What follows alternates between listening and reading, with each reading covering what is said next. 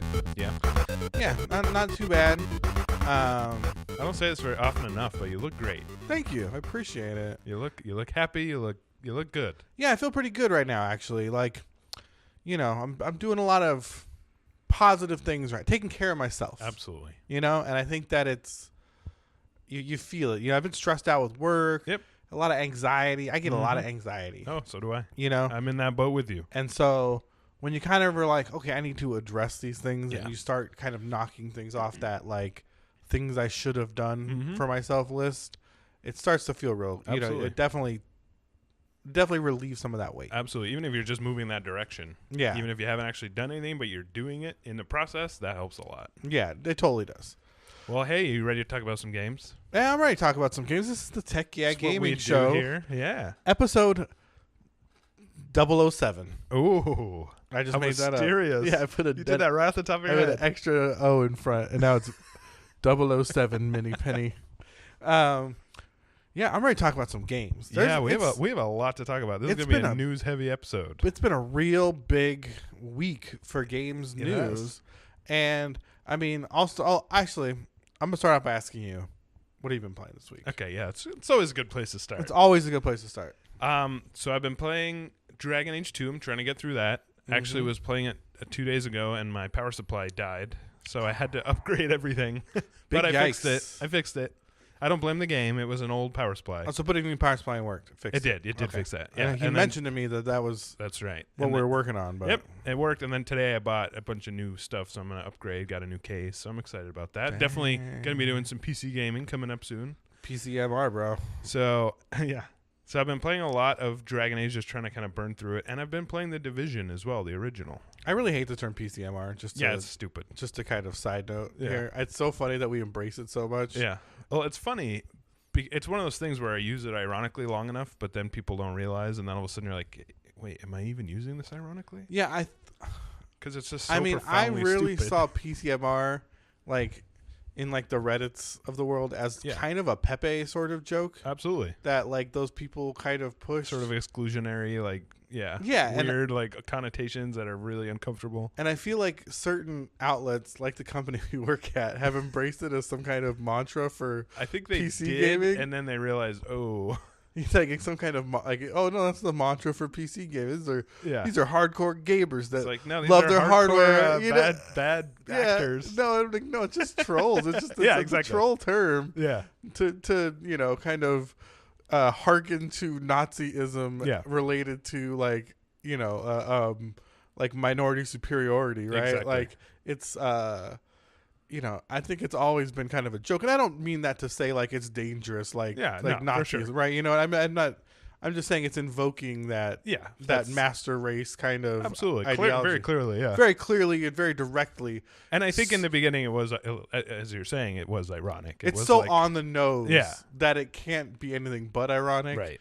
And it is funny to see, kind of marketing departments embrace it as like this kind of moniker for dudes that are just really into games. Yeah.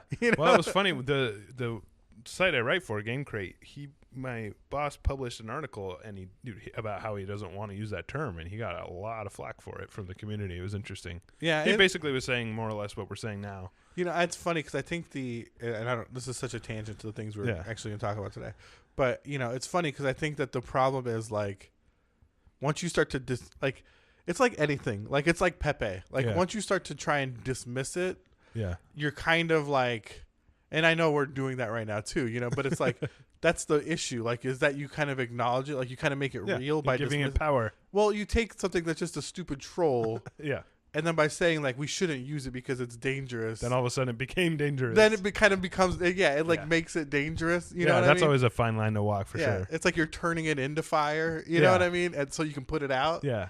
And it's like, it was never fire. Yeah, it wasn't going to consume anything. Yeah, it was like, never fire, you idiots. I mean, we're being the idiots right now, but it's like, at the same time, that's the problem is, 40-year-olds in marketing departments try and run with it. You know what I mean? And it's already fire to them, and I think that's what's so hard is like, those are the people you're really speaking to, like Nick's article, right? Like, really, you're saying, hey, stupid marketing departments in these companies, this isn't the kind of moniker we should be using. It's not empowering anybody. No, it's just it makes us either look incompetent or like weirdly out of touch. We're either out of touch or dangerous. Yeah, exactly. You know what I mean? Neither, which is really what we're going for. Yeah, I mean, because I don't care. Like, I don't care what 17-year-olds say on Reddit. You know what I mean? Like, if they want to. Wait, you don't? You know, if they want to say like "Hail Intel," PCMR. You know what I mean? Like, because we're all cringy when we're all idiots when we're teenagers, for sure. And I'm not willing to like judge people for those moments in their lives where they're just like, I mean, within reason. Yeah. If you're not, if you're not being dangerous, you're just saying stupid shit on the internet. Stupid shit on the internet. That is hardly unique to any one person. Yeah, I've definitely said things on the internet that I'm not proud of, and just being stupid. So it's like, it's when we create this like value system around it and give it this weight as like a vertical. You know what I mean? Yeah, absolutely. No, you're absolutely right. And that said, PC is pretty clearly the way to go. It absolutely. But go on to Division 2 because I actually want to get into that too when you asked me what I played this week. Yeah. So I've been playing the first Division actually. I did play the beta of the Division 2, and I really I want this to be clear. I really like the Division. I think it's well made. The gameplay loop's interesting, and there's a lot I like about it. But I put a lot of hours in the original Division. Yeah, I haven't yet, but I've been doing that, and I've been enjoying it. And I'm looking forward to the second one.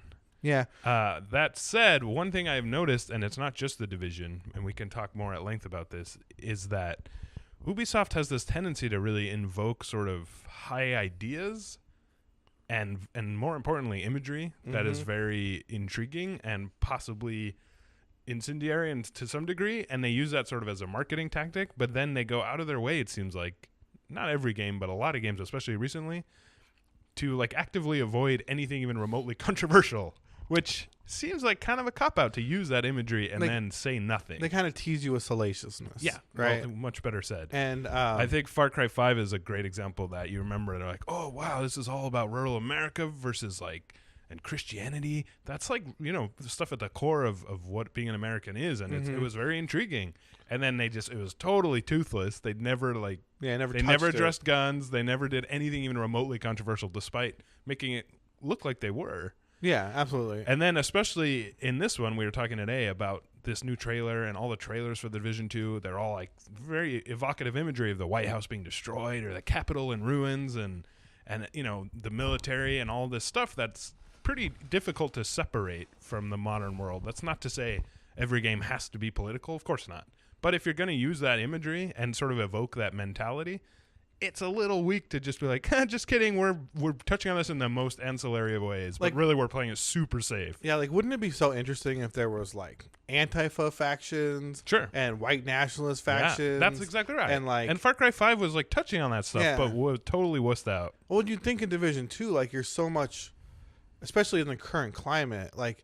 I'm not saying that this is happening, right? But if somehow there was a breakdown of society, I would definitely see these current extremist factions for sure that currently exist in the country, like things that we're very aware of, kind of forming their own small governments, right? Like tribalism. Like like you said, we're getting there anyway. I think that there's always been you can point to any time in the history of America, the history of any nation, and there's always tribes within that nation. There's always factions emerging. You know what I mean, and a rise and a fall, because it's always two sides of whatever the social commentary is, right? Like whatever it is, it's the pro cotton gin, you know what I mean, industrialists and the southern farmers that are anti-advancement, or you know what I mean. Yeah, I'm sure that happened back then, and they hated each other and hit each other with bike locks and stuff. You know what I mean, like and wore masks. And wore masks, and made Russian Twitter bots. Yeah, I mean, I think the whole point of like, in this kind of gets away from game, the whole point of our kind of system and society is to kind of minimize those extremist threats by having kind of a central kind of balanced seesaw in the center of a government that we can all kind of push our ideals on and have nothing really happen. Yeah, it makes exactly. It's like a vague compromise. Yeah, it's like a vague. It's but without that, which is a central tenet of a game like The Division and a million other games, is what happens if there isn't that. Yeah. And that's a fascinating thing to explore, and it is very much about tribalism. Like, you've played a lot. There's the different groups with their different mentalities, but instead of exploring that in any meaningful way, it's literally just everyone's bad. Everyone with a red arrow is bad, and not only are they bad, shoot them and kill them. Well, there's the bad guys that like to wear yellow clothes. Right. There's the bad guys that wear like fire. Yeah, you know what I mean. There's the bad guys with flames. There's the cleaners. Yeah. And it's just so it's so toothless, and like they're saying nothing. And again, which is totally fine. You don't have to say anything. But if you don't. I don't feel like they've earned the use of that imagery and that sort of. They're basically, like you said, they're marketing to salaciousness. They're like, "Ooh, check this out!" Just kidding. It's super safe. It's so G.I. Joe. Yeah, you know what I mean. Even in some ways, like G.I. Joe got pretty dark at times. At times, yeah, but it's like the laser gun. It's like no one's gonna die. Don't worry. Like exactly. Yeah, exactly. It feels like it's like a shooting gallery as opposed to a simulation of real life. Now we were talking about this, and I think there's some truth to it. I mean, Ubisoft is not an American company. Yeah. So there might be some trepidation behind their management to actually do anything that is commentary on America, because they might feel like it's disingenuous. And again, that's cool, but you don't get to use the Capitol on fire as your marketing and then not have anything meaningful to say about it. Yeah, and I think we do stuff like I think American companies do stuff like that, and Japanese companies do stuff like that. So it's in no way unique to them. Yeah, it's no way unique to them, and I think. I do kind of agree. I do think the basis of that is that they are a French company, selling to a much larger U.S. market, and kind of being afraid to challenge that. Like it's like if we made a Chinese game, absolutely that that try to accurately capture what life is like inside of China. And I totally get that. I would not feel qualified to do that. Yeah. But I also wouldn't use imagery that evokes that. I wouldn't either. No one's making a China. Exactly. You know what I mean? Like no one's making that game right now because they don't want to touch those kind of social questions and issues. Because at the end of the day, they are trying to make money. Yeah, they're trying to make money. And it's hard because I really do like Ubisoft. Me too. No, they make quality stuff. They're up there. I'm enjoying their products for sure. And I feel like they're one of the few people that really actually believes in their games. Yeah. I like. It's funny with Anthem slowly becoming the worst game in existence, and knowing EA's track record, it's like, wow, that game is. Like, when are they going to turn it off? You know what I mean? Because it's EA, and that's what they do. Yeah. But if it was an Ubisoft game, I'd be like, I want to check back on this game in 2 years. Yeah. You know what I mean? Like absolutely. when it's dope. Like the same way with Siege and The Division, the first one. Division. Yeah. I didn't really I never got into Siege until it was 4 years old. And now all of a sudden you're like, what? And I love it. Sick. Mike, freaking, Mike who does the streams with us. I forced it. Like, I recommended that we do a game for a month last month. We did Siege month. Yeah, it's a great idea, by the way. And now Dennis plays Siege every day. Is that right? Oh, that's cool. Mike was like, I really like Siege, and he was hating on it from the get-go.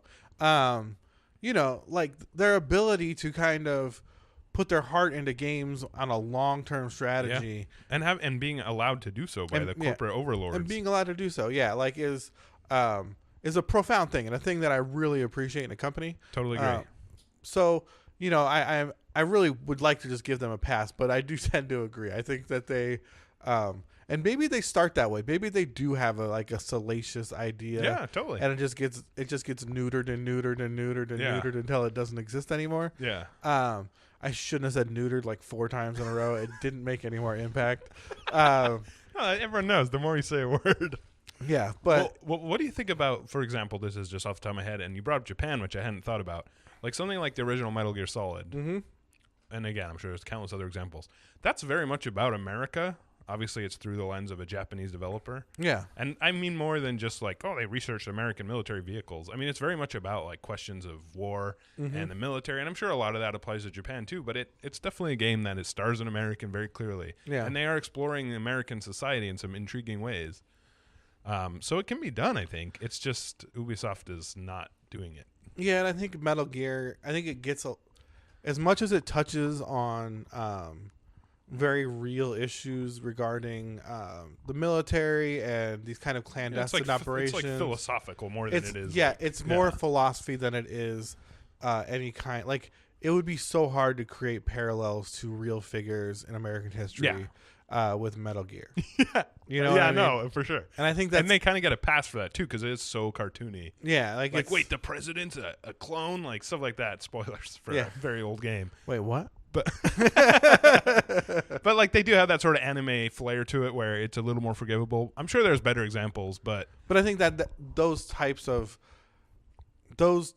kind of flares are what makes it so easy to give it a pass. Yeah, I think because it's so easy to excuse it as, oh, this is just anime bullshit. Yeah. Like, you know what I mean? That's my favorite phrase recently. Where you know, if it seemed more accurate, if it felt more real, and if it was trying to be more realistic. Yeah. And also, I think Japan is in a unique situation, right? I think post World War II, the way that Japan's government and military has been so kind of suppressed and kind of, I mean, for lack of a better term, kind of put under the thumb of American military, right? I think that in some ways they're kind of allowed to have a level of commentary that I don't think other countries could get away with. Point, you know, not so much like French Canadians. Yeah, not so much like French. Yeah, you know, because I think in a lot of ways, from what I've seen, you know, I'm not Japanese. I've never lived in Japan, but you know, I think they feel that oppression in their country. You know, maybe. Just from the interviews I've seen, things I've seen, content I've seen. And so I think, you know, their desire to have like an outlet to kind of communicate some of these philosophical ideas, I think is acceptable. Where we think of France as kind of, you know, or I think we think of Europe as kind of, sadly to say, like kind of ungrateful participants post World War II. You know what I mean?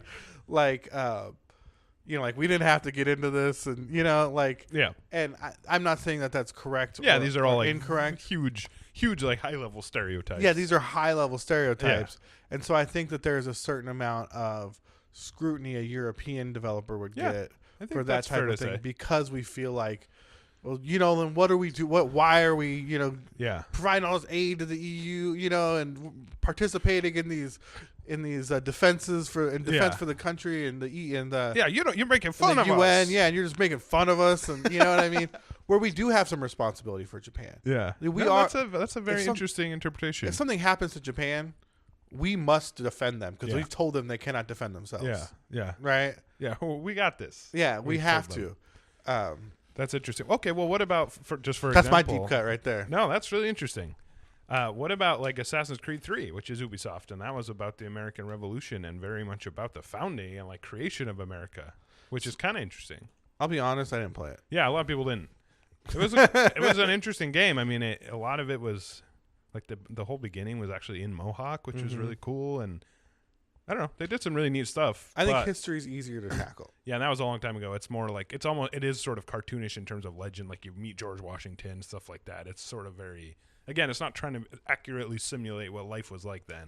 And I think in general, like, history kind of gives you can point to the history books, you know, and be like, hey, they said it. We didn't say it. This isn't our idea. That's a good point because the division takes place in the future, so it would be more like. It's like, these aren't our ideas. This is what's written in this book. Yeah, you know what I mean? Like, this is the common vernacular. We didn't invent any of this, you know. This is what you guys invented. You told me this. Well, speaking of Japanese games, what did you play this week? So, I feel like you're hinting at Persona. No, well, actually, yes, but I was hinting at the other one. So I didn't get to play any Persona. Yeah, I figured. That's okay. But there's another Japanese game. Because I've been playing Devil May Cry. Yeah. And honestly, that game is a fucking knockout. It is so good. Yeah, I've heard that almost universally. I never really got into Devil May Cry. Same here. I played the first one. Yeah, same here. I thought it was a little... Yeah, it was interesting, but I don't think I ever even beat it. A little dumb, all right? Yeah. I thought it was cool in its own... It had a style to it. It was very, a product of its time. Yeah. I've played the Bayonetta games, right? And I think that those kind of are very similar, right? Because it's platinum. Devil May Cry 5 is dope. It looks amazing. I'm playing it on my PC, 2K, ultra settings, 144 hertz. Yeah. This thing it's juicy. It is everything you could expect out of like a out of like a super action game. It's campy. Yeah. It doesn't take itself too seriously, but then it takes itself so goddamn seriously. And like it's all these edgelord dudes. Yeah. And like just straight super like, emo guys like in leather dirty, vests. Yeah, like dirty, like rock dudes. Yeah, like in leather vests and you know, trench coats and one guy's wearing like Jesus sandals. And it's just like that does sound amazing. It's so great. Like it's at one point you're like, is this for like stupid goths? And then you're like, goths are amazing. Yeah, I know. You know what I I always mean? love when things can like pay homage while also making fun of it. Yeah, and cool. I'll be honest, I haven't gotten to play that much yet. Yeah. All right, so take my ideas with a grain of salt. And I haven't played it all yet, but I am looking forward to it. Like I've only played Nero so far. I only have 4 missions or 5 missions or something like that. Have you been replaying to get the high rankings? No, not yet. I'm just kind of getting through it once because you unlock all the dudes. Right. So you get like Nero, Dante, and then the dude V. with the dude with the animals. That's V. Yeah. Yeah. So you unlock all the dudes. Nico's dope. The chick with the van, like, she's super hot. She's like kind of crazy. She's like crazy. Yeah. In a way that is like very endearing. Yeah. The van always comes like through like out of the ground and jumps off a building. Like it's just all so extreme. Yeah. It's all so extreme. When you beat a mission, like you're looking at it and it's like the score screen and like someone like shoots the screen and the glass breaks and then it 90 degrees tilts and then the glass starts flying by. You know, it's just so cool. I like style. Yeah, style. It's so stylish. Yeah. I mean, it's a lot of what I loved. It reminded me of Persona in a lot of ways. That attention to like to style and that very clear and concise focus on like aesthetics. Like, okay, here's the thing about this game. We're going to make it look fucking awesome. Yeah. And more than anything else, make sure it looks dope. It's just got to look dope. It does crazy things with the camera that kind of suck for controlling it sometimes. but it's worth it. Dope. Like, once you kind of get in the swing of it, you know, like 3 missions in, like I kind of was like, okay, these are what my skills do. So, you know, at that point you start air juggling and grappling guys up into your air juggle to pull the next one into your next air juggle. Yeah. And then shoot your guns off and just it gets so fluid at some point that it's and that's just what you want from a game like that. And yeah, it's exactly what you want from a game like that. The boss fights can feel super cheap, but it always checkpoints you right at the beginning of the boss fight, so you never have to like run through trash mobs.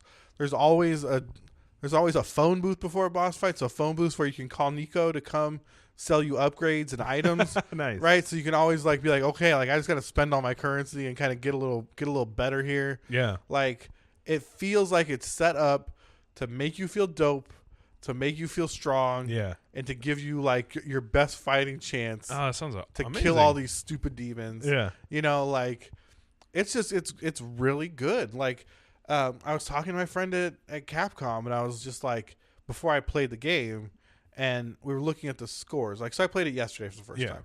And so the scores came out yesterday morning. Yeah, that's right. And it was a lot of 9s, a lot of 9.25s. Yeah, that's 9. What we gave it, 9.25.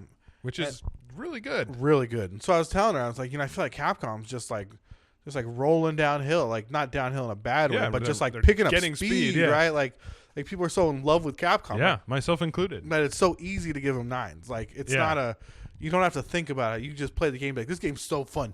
9. You know what I mean? Yeah, you want to give it a 9 as opposed to like, if it was an EA game, you'd be like, this seems fun, but I'm not sure. I don't trust it. Where's the hooks? Where's it gonna get bad? Yeah. You know, like I think that's Apex is a lot of that. Like when it first came out, people were excited and really liked it, but they were scared. Right?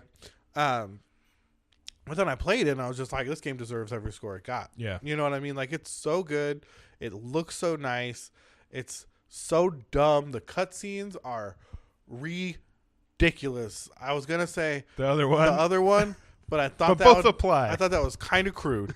But it is like they make no sense. Yeah, I love that when they can just it's we've talked about this before, when a game just has an identity. Yeah, and it really doesn't give a shit if you're on board or not. It does just not like, care. This is what I'm doing. If you want to get on board, it's gonna be a ride of your life. If not, that's fine. I don't care. Yeah, I'm not trying to impress you. This game does not care what you think of it, and that's what makes it so cool. Yeah. It's like that kid at school that just was so cool, and like, you know, back in my day, like he smoked cigarettes at school. Like, don't smoke cigarettes, kids. It's not cool anymore. It's not cool anymore. No. But in the 90s, that was cool. Yeah. All right.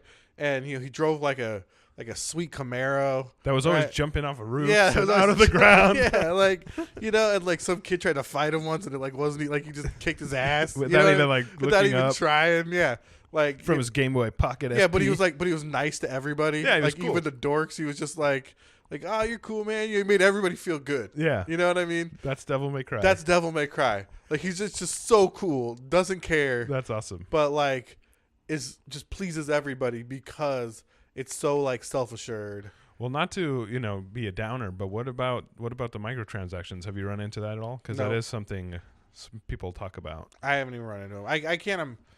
So most people have said, for the record, from what and again I haven't played it, most people have said it's pretty well hidden and that it doesn't. I guess you can buy experience or orbs, but it doesn't. You don't need them, but it's there, and the fact it's even there bothers a lot of people. I haven't even spent all the red orbs I've earned playing. Yeah, like you know what I mean, like. I've been buying upgrades, and maybe once I get all 3 dudes, because then you're buying upgrades for all 3 dudes. That I know there's weapons you can unlock or something. Yeah, I could see having issues kind of when that comes up. Like I said, I'm pretty early in the Yeah, game. for sure. So, and maybe it's fine. I'm not saying it's going to be a problem. I was just curious if you'd encountered it at all yet. I think people are very nervous about microtransactions. Yeah. And I think, honestly, like when Overwatch released loot boxes, when Overwatch was coming out as a game that was $30 with loot box transactions, I was swinging the alarm. I was like, you guys, you're agreeing to something you don't want to agree to. They're like, no, it's just cosmetics. It's fine. Yeah. And I was like, you're paying for a game and they want you to buy microtransactions. Like, this is the beginning. Don't do it, right? And everyone's like, it's cool, right? And I was like, fine, then this is our future. And from that point on, I've kind of just accepted it, right? I was like, we had our chance to make a stand. No one wanted to make a stand. And at this point, it's like, they're going to sell us everything. Yeah. Like, it starts with cosmetics. You know what I mean? But once you open the gate of like, yeah, you can charge us for stuff in paid games too.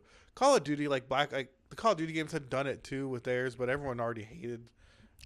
You know what? Everyone was already. I always think of the horse armor in Oblivion. That was sort of the first test of like a foot in the water. They're like, they got a lot of blowback, but people still buy us. So like, all right. Yeah, every time and it's like now I can't get behind these arguments anymore because there's just been so many hills that no one's ever been willing to die on. Yeah, and it's kind of too late. And it's not like everyone's gonna be like, okay, sorry, we're not gonna have any more microtransactions. Yeah, and I think there's a couple places where they've toned it down, like with EA and Battlefront. Yeah, kind of finding the balance still. Yeah, but it's too late. I agree. Like we had our moments to die on the hill and we didn't. So this is the future, man. This is what games are. Yeah, that's not to say. Yeah, I mean, it all depends on how you implement it, right? In terms of, I kind of agree. It's like, all right, that ship has sailed. That's how it. Now it's all about like, did they implement it in a rude, shitty way, like in Black Ops 4? Or do they do it in a really under the hood, like where it's totally optional, like some other games? I'm interested to see. I mean, I'll update you guys as I get further into it. For sure. We'll have to check back in. But, to be honest, I don't even care. Yeah. As long as it's not like interrupting your fun, who gives a shit? Yeah, the gameplay's so good. Yeah, I'm really excited to play it, man. You've got me pumped up. It looks so good. Yeah. I don't care. You could, if you came in here and be like, but it sucks, I'd just be like, fuck off. Like, I don't care. Like Dante, like Nero. So let me ask you this. I don't give a shit about your concerns. Of the 3, who do you think you're the most like? I haven't played, but I'm curious for when I do play. Or let me ask this. Which one do you want to be the Probably the Dante, most? because I'm old. He's really old in this one. But he's fucking awesome nonetheless. He is awesome. But that's the only person I have any tenuous connection to. Nero's like the kid. Yeah. Right? He's got one arm. We're definitely not kids. He's the one-armed kid with the robot arms, which is cool. Yeah, that's cool. And V is like the sensitive one. Yeah. He reads poetry. Oh, that's nice. So you can charge up with a move. And so Nero's he revs his sword. It's got a motorcycle thing on it. Of course. But V's is he reads poetry. That's how he powers up? Yeah, he'll just be that's pretty badass. During a fight, because he fights with summons. Yeah. His summons will be fighting, and he'll be like, "'Twas a dark winter's evening. Awesome. When the demons came from below." And you know what I mean? That sounds so fucking sweet. Yeah, he just sits there and just starts reading poetry. And the monster will be like, like, do you think you have time to read poems? You know, and you're like, He's like, hell yeah, because I'm about to smoke your ass. Yeah, it's pretty good. That sounds so fun. Yeah, I want to play this. It's pretty good. That's what I mean. Things like that are so like perfect for its identity. It knows exactly what it is. Yeah, and it's unapologetic. Yeah, it doesn't. It's just so every time you think it's going to apologize, it doubles down. Yeah, you know, like, even like Nico, right? Because she's like super sexy, right? And at some level, you're almost like, oh, is this going to be like a Cindy thing? You know, like where they're like, oh, you know, it's not that. It's no, like she's just super sexy. You know what I mean? And it's like she's a little flirtatious, but not like, but she's badass. Yeah, you know what I mean? So it's just kind of like everybody's sexy. Like when you when you take a step back and look at it, you're like, wait, that's part of the identity of the game. Yeah, these dudes are all super hot to somebody. Yeah, you know what I mean? There's like the young super hot one. Yeah. There's the stubbly super hot one. And then there's like the sensitive super hot one. Like this whole thing is like someone's like perverted a sexy fantasy. Fest. Yeah, it's a sexy fest. Yeah, which is great as long as it's like it's just that's what we're doing. Yeah, so it's perfect. It just fits. It knows its identity. So that's awesome. I can't wait to try it. I will have played it by next week, hopefully. Yeah, I just spent all that money on new PC parts, so it might be a little while, but. So that and Apex have been like, I'm still like so hooked on the Apex drug. Yeah, it's sad. I need to stop. No, you don't. Why? Because I bought more boxes. Speaking of, I bought more loot boxes, and those are purely cosmetic, correct? Yeah. I can't get the heirloom skins. So why do you feel like you need those so badly? Because it's a kunai knife.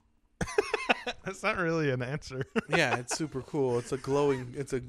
So I'm. Is it cooler than Devil May Cry? This kunai knife?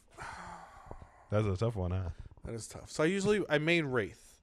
Okay. Right. Yeah, she's cool. She's cool. She seems like she could hang out with Dante. I think she'd murder Dante. You think so? Mm-hmm. Interesting. Maybe not, but whatever. She's not a demon. They'd be friends. But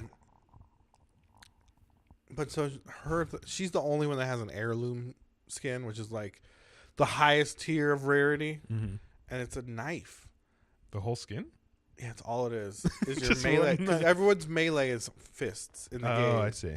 But if she gets her melee, she holds a knife and she like flips it in her fingers and stuff. That is pretty cool. It's super cool, and you can't craft it. You have to get it to drop. I just can't get it. I've given up. I'm not buying any more boxes. I bought a lot of boxes. Really? And you feel okay about that? I mean, all kidding aside, like, I mean, it's good to support. It's a free to play game. Let's remember that.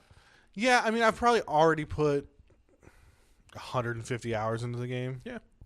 So, yeah, it's fine. I'm not mad about it. You know what I mean? Yeah. Like, if I hadn't put so much time into the game, I might be a little grumpy. Like, this sucks. If you know, when the battle pass comes out, we'll see how that is.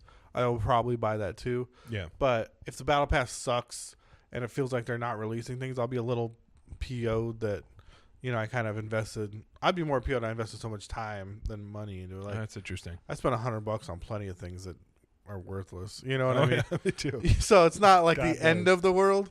But you know, I feel like I'm getting not value, but you know, it's worth it to me, right? Absolutely. I don't mind support. Like, I'll say this, even though I do get game codes, like I got a Monster Hunter code.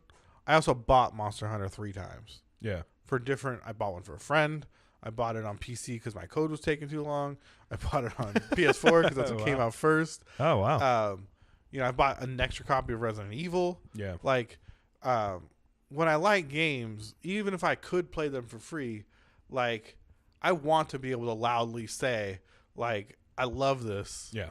Like, let's do this, right? Yeah, that's one thing I do love about DLC is even if it's DLC I don't particularly want, if it's a game I got a code for and I like it, I'll almost always buy it. It's not the same as buying a copy. Or like you said, sometimes I'll buy it for a friend, which is kind of nice. It's like a great way to feel like you kind of paid your due and also you get to play it with someone. Yeah. And, you know, like, I definitely kind of leaned more into the idea of, like, if I'm upset about something, like, don't cry about it. Yeah. Just don't spend money on it, right? Like, just the only way to speak to companies that they understand is to not open your wallet. Yeah. Right? They do not care if you complain on Twitter. They do not, you know what I mean? Like, Yeah, because they already have your money. Yeah. You got to remember that. So speak loud and proud with your money when it matters, right? Don't just... And like you just said, both negative in terms of not, Yeah. but also positive. But like also, if the company's doing something right and you already bought it, like consider other ways you can show your support for that. I mean, I get it. There's big publishers behind these companies that seem to be monoliths that are mega rich and untouchable, right? But believe me, if you... Respawn needs the money. Yeah, they are not a monolith by any means. No. And they had their last game did not do well. Yep. Right? Despite being awesome by almost every metric. If you can show EA that Respawn's work is something you appreciate and it's something that you think is good and want to see more of, then, EA is going to get a cut, right? But there's always someone's going to get a cut. Like I think it's important to be loud and proud and say, I love this and here's my money to show it. Yeah. I don't think there's any shame in that. I've spent $100 on Apex loot boxes. But you've also spent more than 100 hours playing the game, so who cares? And I spent, probably $1,000 in World of Warcraft subscriptions. You know what I mean? Yeah. Like there's just some things you put the time into and you just feel like it's worth it. Absolutely. I totally agree. Yeah, I think that's an important part of the conversation is there's nothing wrong with buying anything, whether it's DLC or loot boxes or even something quote unquote silly. If that's your way of showing support to the developer, then that's awesome. Yeah. Especially if it's a free to play game. That's the only way they make money. It's the only way they make money. It's the only way they know it works. Yeah, so that I think that's always important to remember too. Like Overwatch, you paid $30-$60, you never buy a loot box, that's fair. Yeah, I think that's fair too. I will say about Overwatch, I definitely would not have played it as long if they did not have cosmetic loot boxes. Like if everything was unlocked, there's no way I would have played it as long. So it's not necessarily a negative. How do you feel about Overwatch right now? I haven't played it in a long time because I've been playing The Division. I haven't played in a long time either. And Apex. Yeah, they even released a new character who looks awesome, but I haven't logged in weeks. Yeah, it's funny. Like when Ash came out. Yeah, I played a little bit. Yeah, Ash was fun. So I loved Ash and I bought her golden gun and everything. Yeah, and but it kind of reminded me that like I don't really like Overwatch. I love it. I played a lot of Overwatch. I've played more Overwatch than probably any other game in like recent memory. So Overwatch, I gave it a lot of time, and I don't know. I'm just kind of maybe I'll get back into it. A lot of times that'll happen. Like this happens sometimes where you'd be like, "Oh, boot it up," and then you find you're loving it again, and then you get back into it. But Overwatch one's game. Like I think Apex kind of clicks with me too, as far as like my skill level. Yeah, like I get a lot of wins at Apex. Yeah, I try and get one win a day.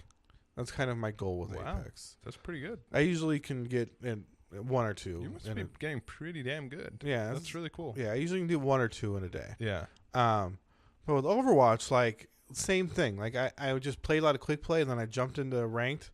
And I was plat, right? Yeah. Which is pretty good. It's yeah. I'm normally like silver gold in those kinds of games, Yeah. so it was like, oh, like this game kind of clicks with me. Like I'm strong in DPS in this game. I feel like I can carry games at times. And so that felt good. But yeah, it's just.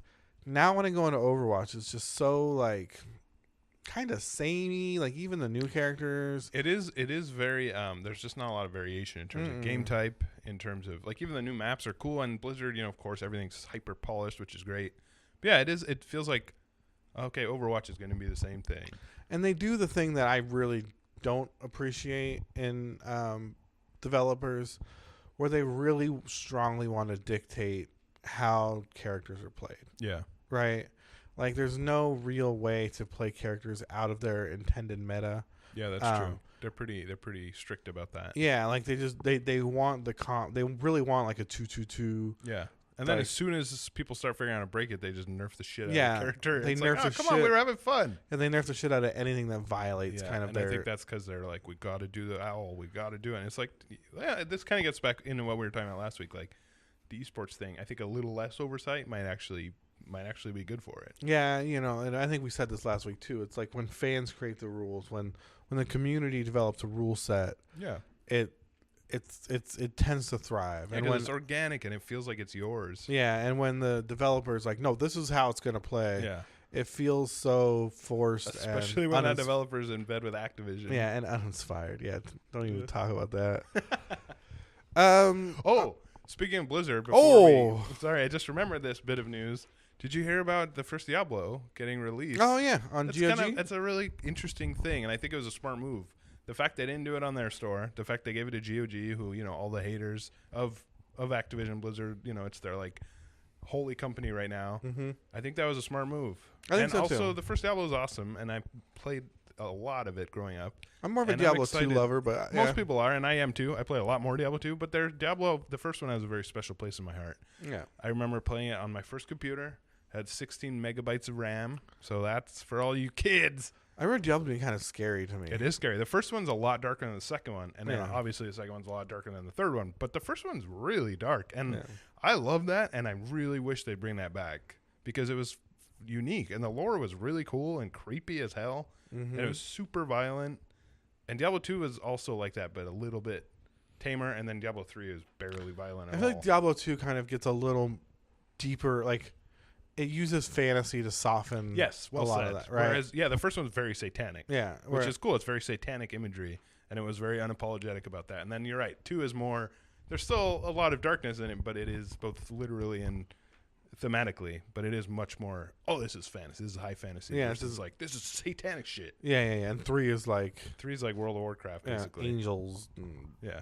Slain. 3's... Anyway, if you've never played the first Diablo, whether you've played the other ones or not, it's cool. It's only $10, I think. It's not a remaster, but it does run, obviously, on modern systems, and it might be worth checking out. And it's DRM free, obviously. I'll tell you this. If you haven't played the old Blizzard games, if you have not played Warcraft 3 or Diablo 1 and 2, you should play those games. Yeah, I agree. The original StarCraft campaign. Yeah, and that's been remastered, and that remaster's perfect. Yeah, I know they're doing Warcraft 3 Reforged. Yeah. You don't have to wait for it. Yeah, Warcraft 3 is aged really well. Warcraft 3 is great. Yeah. Warcraft 2 is fun, but Warcraft 3 is really where I think the campaign... 2, I think Warcraft 2 would be really hard for even for me to go back to. Warcraft 3 campaign really shines. And, it's the Blizzard, it's the StarCraft Blizzard, where it's got beautiful cutscenes. Yep. It is like the very first modern Blizzard game is Warcraft 3, I think. Yeah. I think StarCraft is... Yeah, that's true, I suppose. Sort of in that same vein. Which one came first? StarCraft. Okay. Yeah, I guess that's right. Yeah. StarCraft was like 96, 97. Yeah. And Warcraft 3. Yeah, so StarCraft and Diablo were the 2 games I'd play on my 16 megabyte machine. It was like the only 2 games I could run. That and Chex. Do you remember the Chex game? It's funny. In my bedroom at that time, we had a PC in the living room, a 486 we bought compact. Yeah. But in my bedroom, I had a Macintosh Power PC. Oh, interesting. That was a hand-me-down from my dad's work. Yeah.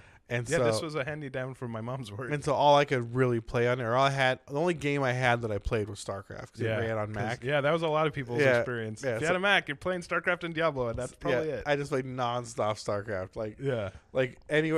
Anybody that would play me, I would just play StarCraft forever. Yeah.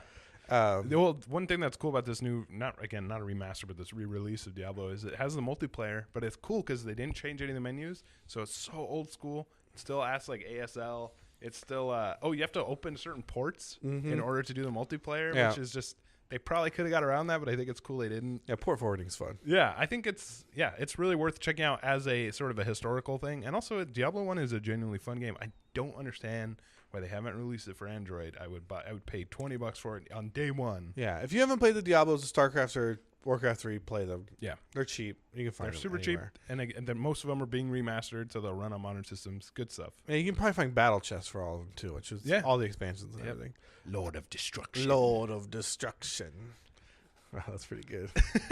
Deckard Cain. Yeah, I could do a pretty good Deckard Cain. You want to hear it? Okay, let's hear it. Stay a while and listen. That is pretty good. Diablo's up on the mountain. Make sure you stop by and become well armed. Oh, that is pretty good. Anyway. I feel like I'm in the room with Deckard Cain right now. Oh, stay a while. Identify your items. You might not want to see Diablo 3, okay? No. Get out. Get out before the third one. Why? I've heard it's lovely. Deckard, go. Just go. Go. Oh, and if you're a Diablo 3 fan and you've played what is it called? The seasonal thing where you go back to Tristram and you go into the temple and it's all like, oh yeah. Yeah, that's a throwback to the original Diablo, which is kind of cool. That was a genuinely cool thing I think they did. Oh, that is a cool thing.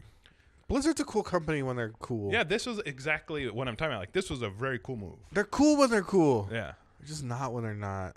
Well said, man. Yeah, it doesn't apply to anything else, just Blizzard. Yeah, man. So what else has been in the news? That was a nice little bit of news from like this morning or yesterday. So this is just a tidbit. Oh, I love tidbits. I'm not going to go deep into this. But what's up? It's fucking Anthem, man. Yeah. It's not the anthem of creation. It's the anthem of destruction, bro.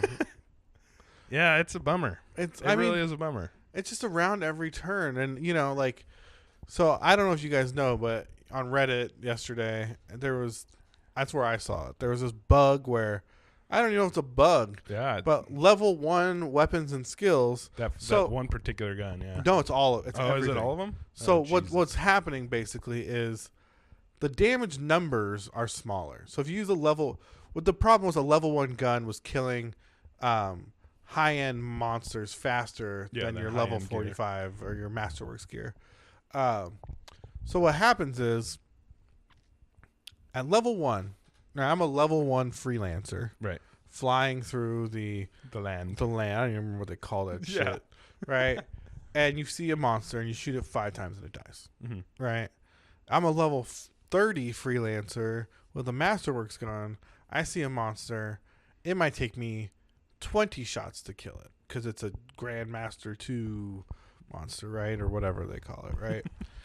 The problem is that behavior will still happen no matter what your level is. Oh, that's what right? it is. So the numbers will look different, right? It'll look like the Masterworks weapon is doing way more damage. But it's not actually. Huh. Right? It's actually kind of basing the level weapon you're using on how long it takes to kill said monster, how much a percentage of that monster's life it takes. Interesting. So if you use level 1 skills, you could just start like one-shotting things, right? Like high-end elites, like Grandmaster 2 elites, you can just run through and just one-shot them. That's like the kind of weird QA thing where there's not a lot of excuse for that. No, then that's like a real scaling problem. That's really my issue with Anthem is like, you know, it's funny. I was like on the subreddit and everyone's so very defensive there. And, you know, everyone's like, oh, you know, bugs are going to happen and blah, blah, blah. None of my issues with Anthem are bugs. Yeah. It's choices. Yeah, it's design choices. That seems to be pretty much unanimous. It's almost entirely... Like the loading issues and all that sucks. But it seems to me the real problems are just the way they designed it. The amount of load, right? Yeah. All the loads. Yeah. Not being able to access your... You know what drives me nuts in that game? So many things. You get all this stupid loot, and, you know, so you break it down. Yeah. In order to break it down, you have to literally go item by item. Like, yeah, there's a way to flag all the stuff you want and junk it all at once, but it takes just as long to put a flag on an item as it is to break that item down, right? Like you hover the item, you click a button, and you wait for, I guess, the server to reply and say okay, and then that item is flagged. It literally takes seconds for each item. You have hundreds of a loot shooter. Like, in a loot. Yeah, you know what I mean. Great. It's like these choices are just so like. They just make no sense. But I don't want to get hung up on Anthem too long. We spent a lot of time bashing on Anthem. But it is interesting how it just keeps like it's one of those situations where it just keeps getting worse. Yeah, it doesn't seem to be any light. And again, I hope there is. It's like Fallout. It's like exactly. That's true. It reminds me. It's not quite to that level yet, but it is like because is Fallout 76 like even still around? It's a thing. Do you know anyone who plays it? No, I don't either. I don't think I've ever met anyone who plays it like regularly. I know you guys played it, but. I mean, we played it one time, and even then, I was just like, "This is really rough." You know, like. But you played Anthem a fair amount. I mean, you beat it, right? I beat the campaign. Yeah.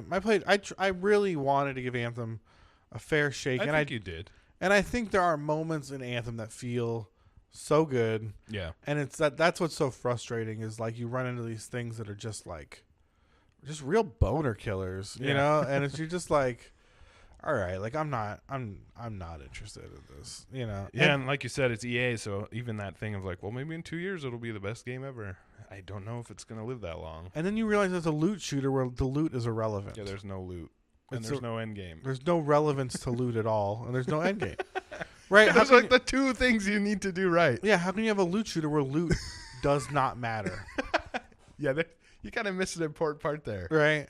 So I don't want to spend too much time on that. Sure. I just wanted to. But it's interesting to chronicle this. It is, and I feel like if I didn't mention it, then we're really missing like kind of what is the zeitgeist of gaming right now, right? No, for like, sure. like, Absolutely. You know, well, and speaking of EA, oh no, the little interesting development about E3. Yeah, I haven't really like dug into this yet. Yeah. I just heard it. So from what I understand, and I haven't read too deeply either, is they do a thing called EA Play, which I've been to the last few years. Yeah. It's part of E3, but they got so big they decided not to be in E3, and a lot of companies are doing that now. It seems like a Madden fest more than that. It is. And like Bethesda's doing that. A lot of companies are doing it. It's not just EA. Yeah, the offsite like. Yeah, because to be fair, it makes sense. They're so huge, they need more than just one booth. You Yeah, know? yeah. Even the biggest booth in E3 is not nearly as big as these things that Bethesda and EA are putting out. But from what I understand, they're still doing EA Play, and I'll be going again, hopefully, so I'll be able to tell you in person. But they're not doing a press conference. Yeah, it's so weird. It's not that weird if you think about it. They don't have any games to announce. So what the hell would they talk about? Star Wars? I feel like no one has games to announce. Yeah. Well, and here's the other thing. We were talking about this again today, is that most of EA's money comes from sports games, and nobody who goes to E3 gives a shit about sports games. Yeah, nobody. So they're gonna, if all they have to announce is a new version of UFC, which, with all due respect, like whatever, if that's what you want to play, that's great. But nobody who's at E3 wants to listen to people talk about UFC or Madden or FIFA. I don't think anyone wants to talk about UFC anymore. Yeah, maybe not. But I feel anyway, like UFC is. I mean, that's a whole different topic. But man, but like I know people who play that game religiously and love UFC. Yeah. But nobody's at E3 wants to talk about sports games. And if that's all EA has right now, which it is, quite possible, it kind of makes sense. They're like, you know what? No. I feel like Activision has nothing coming. Yeah. What I'm surprised though is they're not doing some more stuff for Apex. Like they could release a new character. Yeah, or I know. whatever. Like the Battle Pass, all that stuff could be at EA Play. But I'm surprised too. Honestly, if I was EA right now, yeah, I would be like, oh, we'll be at E3. Yeah. It's going to be the Apex show. Yeah. Yeah. You know what I mean? Just like when you go to the Epic booth at E3, it's 99.9% Fortnite. Yeah, and Epic doesn't get a stage, right? Yeah. Like we're going to use this as an opportunity to show you like we're the big dogs. Yeah. Fortnite, yeah, sure. That's for kids on their phones. Yeah. You know what I mean? Like this is a gamer's game. This is a real game. Gamers love this shit. Yeah. And we're going to show Here's you all why. the streamers. Here's all the people. Have Shroud on stage. Yeah, absolutely. Have Dr. Disrespect on stage. Have a live, Have Lyric on stage. Have a live tournament or something, absolutely. right? I would just blow it out. I would just be like, no, we're gonna embrace this. It is odd that they chose to go the opposite, media silence route. Yeah, it's weird. I get it. Like when Sony said they weren't gonna do E3, it kind of made sense because I don't feel like they need it. I feel like Microsoft has not found a way to respond to Sony's games. Yeah. In any kind of... They should try making really good games. Yeah. That'd be one way to do it. In any kind of tangible way. So I think... Step one, make games that everyone wants to play. I think if you're Sony right now, you're just like, I think we should just keep our mouth shut until something happens. Yeah, let's ride the wave, man. Yeah. Everyone likes us. No one liked our last show, so if let's just not do another one of those, right? Let's just give people Monday off. Like, I think, I think it's like... For the press, it's like, all right, Monday's a school holiday. Like, it's a long week for E3. Yeah, it is. Just relax on Monday. Yeah. Watch some HBO in your hotel room. Enjoy yourselves. And I think that's more appreciated than being like, all right, everyone, gotta go downtown. Gotta go downtown, right? Like, it was a fun show, though. I mean, the Last of Us 2 reveal was cool. Yeah, I thought, I think I get a lot of grief for last year's, but totally. I think it was probably one of those days where it was more fun being there than it was to watch too. I don't think it was bad. I thought they had really good food after, so that was really. Nice. I thought the samurai was Sekiro. That was Sekiro. That was Ghost of Tsushima. I thought that one looked dope. I think that was beautiful. The wind flute guy I think that was cool. Yeah, and like the when he was riding through the through the grass. Yeah, I thought it was so nice. There were definitely like real big highlights from that show. For sure. It was slow. It was a little slow. I like Sean Layden, but I think the interview with those two in between was ill-conceived way to try and burn time while they moved people. Yeah, I kind of got that impression because I was there on the ground moving, which was I did wonder that. I'm like, I wonder what they're doing right now because we're moving for a long time. Yeah. I thought that was a really rough. Yeah, there's got to be a better way. Yeah, why don't you use that time to run like Indies B-roll or you know what I mean? Yeah. Something, right? Yeah, it was interesting though. Or don't let anybody watch make the people that are alive, don't let them watch the Last of Us trailer. That's mean. Yeah, but it's okay. No, it's not okay. They can watch it on the bus.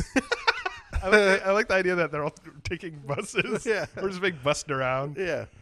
You know what I mean? But, like, if you're trying to do this for TV... Now, for sure. Obviously, they should prioritize the people that are watching. Like, you got to find a way to make that transition better. Or just, like, put it all on one screen. We did not need to walk from, like... Yeah. It would have been fine to do it all on one screen. The sets and stuff were cool, but I don't think it was worth it.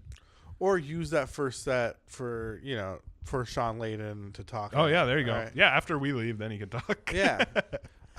But anyway, but the point is, like, these companies that are getting so big, they don't do E3 anymore because they can't be contained. It doesn't matter. It kind of is starting to make me wonder, like, does E3 even have a future now that games are so huge? And I'm saying that as someone who loves E3 and loves covering it and wants to see it. It's just cool and it's fun. But it does seem like the more these giant AAA people leave, or maybe it'll turn into something like PAX where it's way smaller studios, more indie focused. Who knows? I think it'll become more like PAX because it'll be a fan convention. Yeah. But I think it'll be the big studio fan convention. Yeah. Yeah, right? That makes sense. Like, I don't think they'll have. I think press conferences will be over soon. Yeah. I think they'll have halls like Comic-Con. They'll just put everything on YouTube. Right? Yeah. They'll do like single announcements in halls. So like instead of the EA or the Sony thing, it'll be the Ghost of Tsushima panel, right? Yeah. And the Last of Us 2 panel. And the actors. You'll have like the voice actors. Yeah. No, for sure. That makes it'll be more like Comic-Con. Yeah, that's how Comic-Con works. I think that makes a lot of sense. And Comic-Con is gigantic. Yeah. I hate to say this, but I've actually never been to Comic-Con. I've been so. It just seems like I always wanted to go, but now it just seems way too stressful. Don't go. Just don't do it to yourself. It's a mess. It's gross. It's just bloated and like terrible. Yeah, I mean, it's funny. I grew up in San Diego. Yeah, that's right. I totally forgot that. So like, I've gone to Comic-Con since I was like a kid. Yeah, so you've seen like when I was evolution. Yeah, when I was in high school, we'd buy Comic-Con passes, and we'd literally go and like all the halls upstairs were just anime. Yeah. So we just hang out upstairs and sit and watch anime and eat our lunch. Play Kingdom Hearts. And I remember got like Todd McFarlane's signature. Oh, that's cool. And like, yeah, you'd go to, you'd look at comics and like, yeah, what a concept.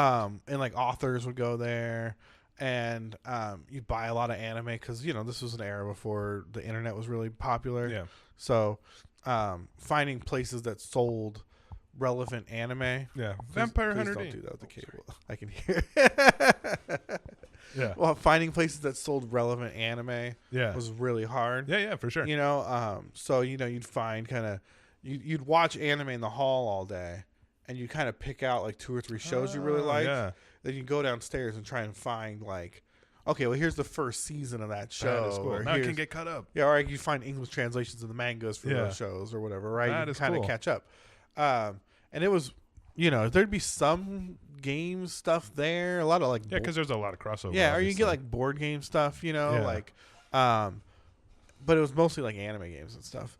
Or like comic book games. Yeah. And then it just like got huge. I think, when Star Wars was kind of making a big push, when kind of Lucas was coming back with the episode 1. Well, like, yeah, episode 1 and like the remakes and then episode 1, right? Yeah, they did all the remasters. Yep, I remember that. Then Star Wars started having a really big presence there.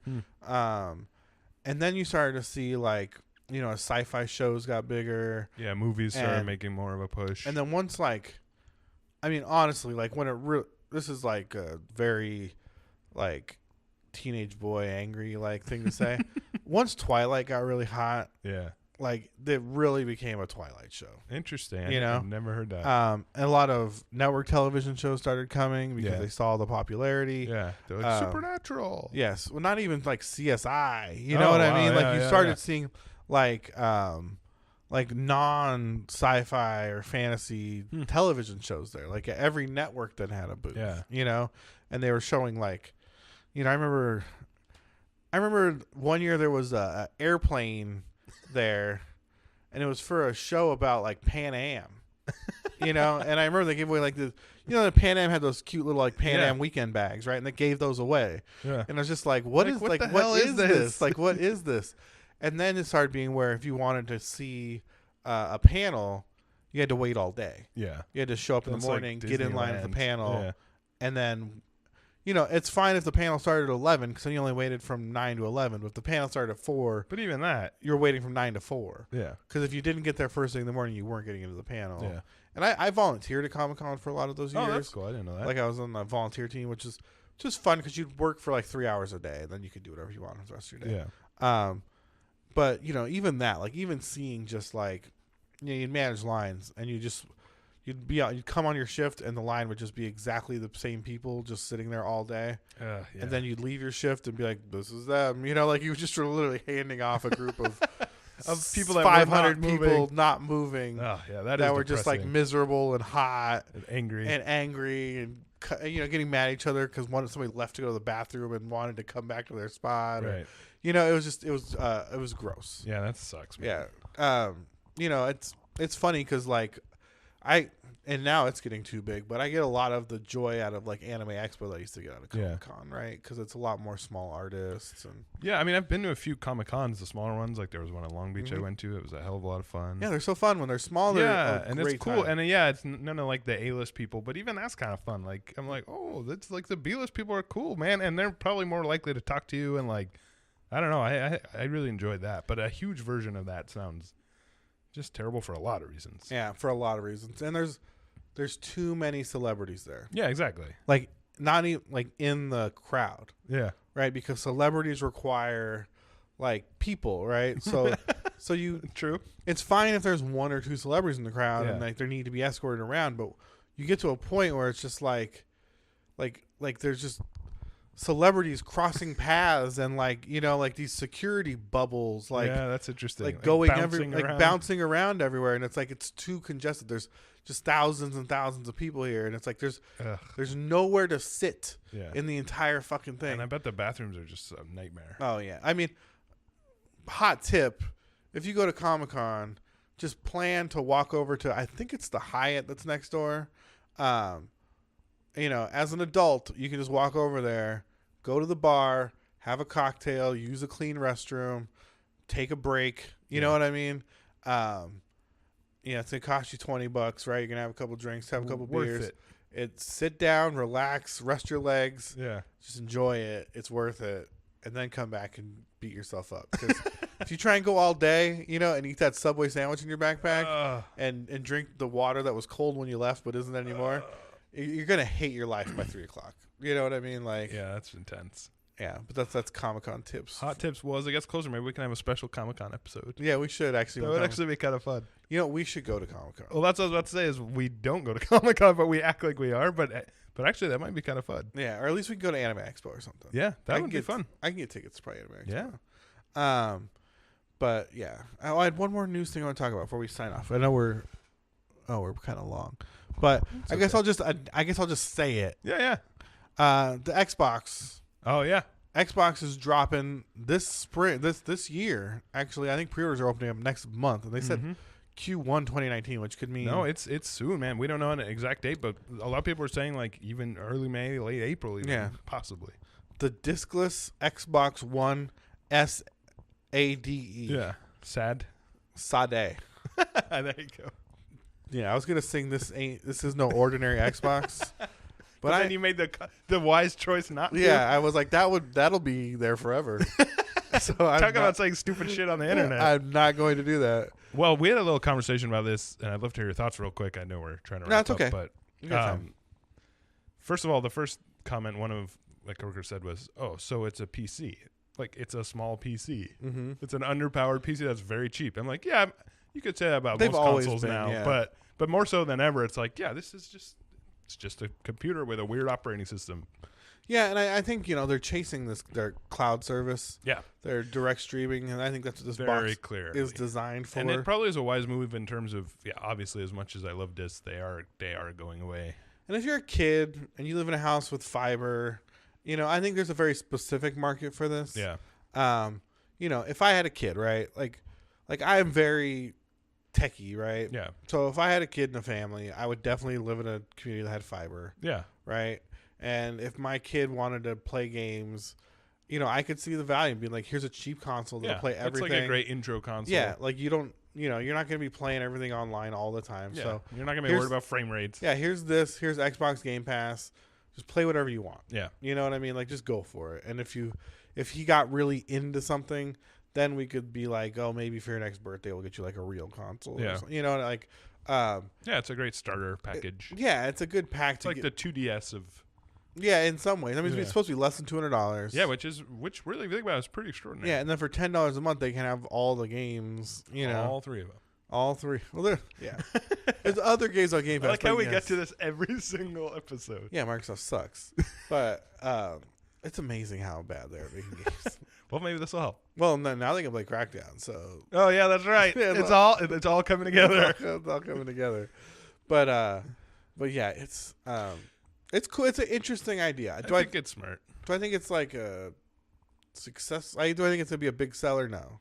I think it's interesting. Well, two things. First of all, to go in the direction of the Switch supposedly might be doing this too, right? Where it doesn't have the detachable Joy-Cons. It's maybe smaller. It's cheaper. I do like the idea of cheaper consoles.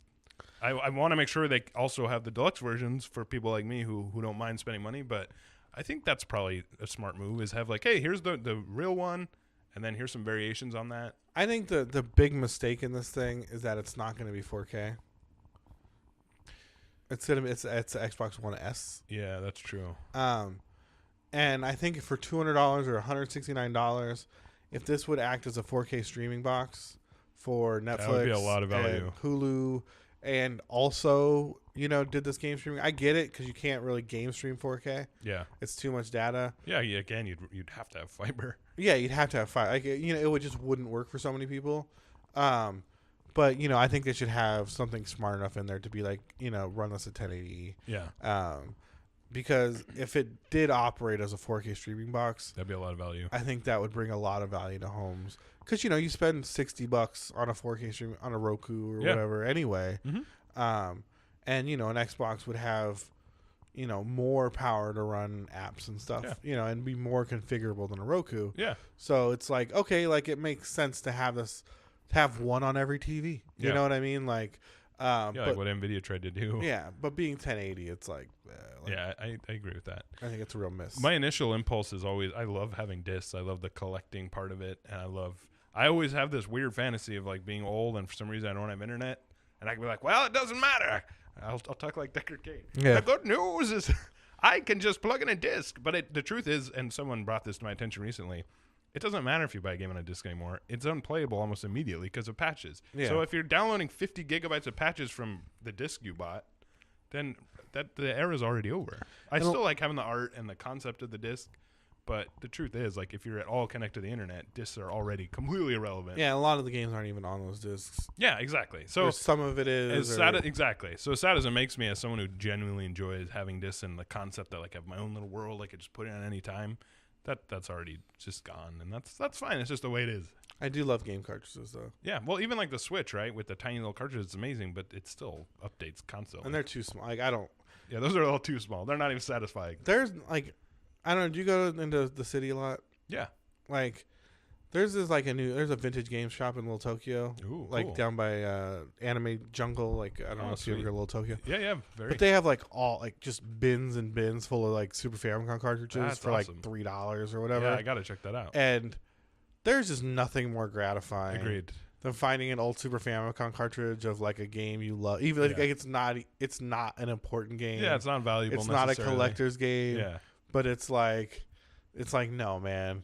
I spent so much of my life playing Mighty Bomb Jack. I need the Famicom cartridge. Yeah. You know what I mean? And I found it, and it's $3. Yeah, I have to have it. And then you have it, and you're just like, nice. And you never play it, but you could. But you could.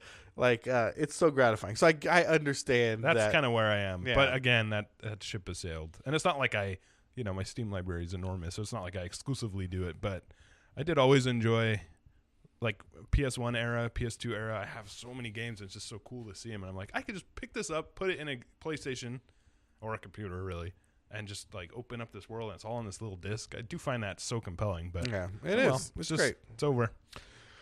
All right, this is our longest show today. Hey, man, we covered a lot. We had a lot to say. I think that's A-okay. I think that's A-okay, too. If you stuck with us this long, we sure appreciate it. And like always, if you ever want to reach out to us, we'd love to hear your guys' feedback. Yeah, email us, techyeahpodcast@gmail.com. Yeah, anything you want us to discuss or stuff we have talked about, anything. Yeah, techyeahpodcast at all of them. YouTube. I'm trying to think of what else I'm supposed to say right now, but there's something I'm supposed to say. You could probably find us. If you know what you're looking for, you can find us. Yeah, I wanted to say one thing before we sign off. I'm sorry. I just want to say to Lindsay on Twitter, she said she's our biggest fan. And I'll say thank you for that. That's very nice. Absolutely. And if you're our biggest fan, you've obviously listened this far, and we really appreciate your tweet. I totally agree. Yeah, we definitely appreciate it. So thank you very much. We love you guys, and I'd love to hear from more biggest fans. And it's very empowering to hear from people like that. Absolutely. So I'd love to hear more. I absolutely agree. Thank you guys, and thank you, Leo. I appreciate you hanging out. As always, I love being here, and I really appreciate it. All right, thanks, guys. We're out. Bye. Bye.